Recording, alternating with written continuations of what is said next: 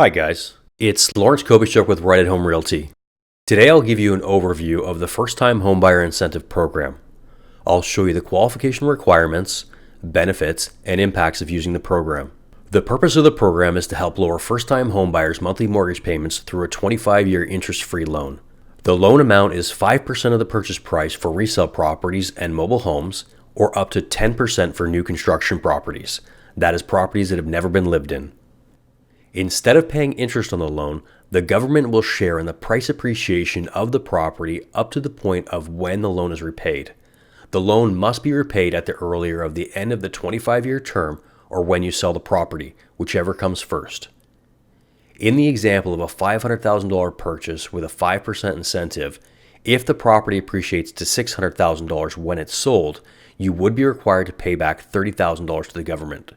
If, however, you sell a property for $400,000, you would still be required to repay the full $25,000 back. If you've taken the 10% new construction incentive, the initial incentive of the $500,000 purchase would be $50,000, and you would be required to pay back $60,000 at the time of a $600,000 sale. To qualify, at least one borrower must be a first-time homebuyer and has not occupied a home that either themselves or their current spouse or common law partner has owned within the last 4 years. The key word is occupied. Even if your spouse or common law partner has previously owned a home, you may still qualify as a first-time homebuyer as long as you did not reside in the property. The program is also available if you've recently experienced a breakdown of marriage or common law partnership, even if you have previously owned a home. The length of the time since the breakup is not clearly defined. The incentive is non-cumulative, so if both buyers are first-time homebuyers, they would collectively only qualify for a 5% incentive. This program was not designed to help those without a down payment. Applicants must still have the minimum 5% down payment to apply for the incentive. To qualify, the maximum combined household income of the applicants cannot exceed $120,000 per year. Stated income applicants will not qualify. Lenders will prove income through job letters and notice of assessments. There's also a cap on the size of the mortgage that can qualify. The combined mortgage and incentive cannot exceed 4 times the level of income. The maximum purchase price of a resale property for an applicant with 5% down, earning $120,000 per year, is $505,264. This would save buyers approximately $143 per month. Applicants can increase the maximum purchase price by increasing their down payment up to a total of 14.99%. The maximum purchase price that an applicant earning $120,000 per year that has a 14.99% down payment can purchase is $564,647. Although a higher down payment will help reduce the monthly mortgage payment and save on interest charges, a higher down payment does not increase the savings for the program. So the monthly savings remains approximately $143 per month. Resale purchases must close within 6 months from the time of the application, or you will need to resubmit your application. For new construction properties, applicants can still put a minimum of 5% down but can receive up to a 10% incentive.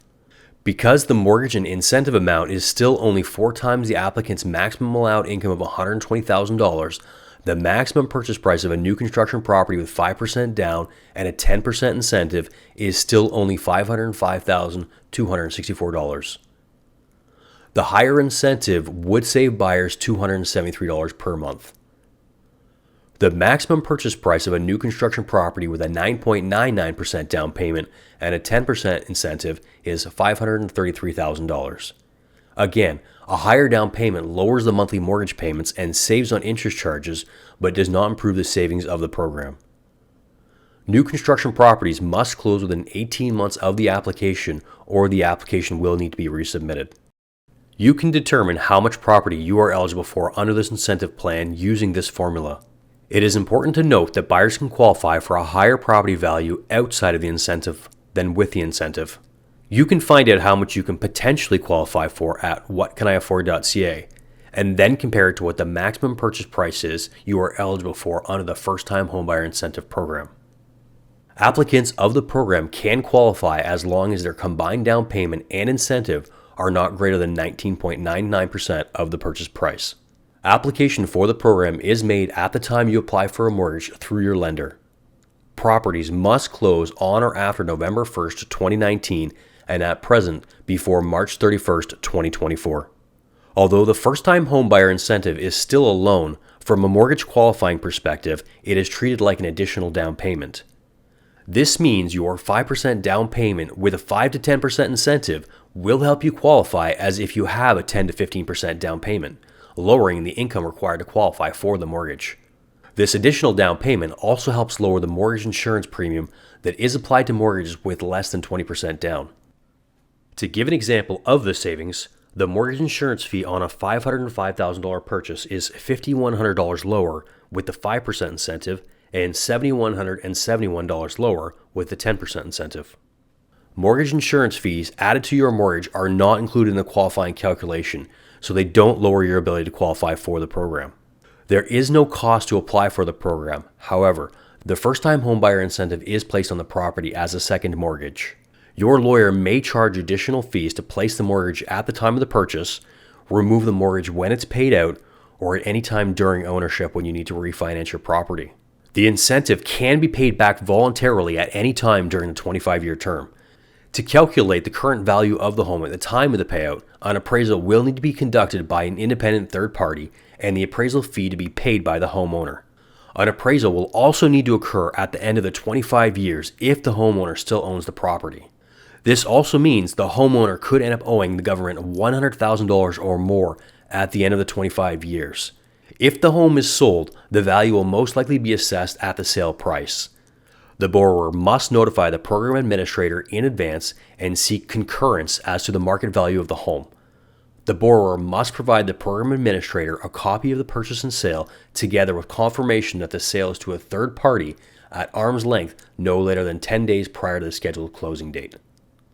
To be eligible, borrower down payments must come from traditional sources such as savings, withdrawal of an RRSP, or a non-repayable financial gift from a relative or immediate family member.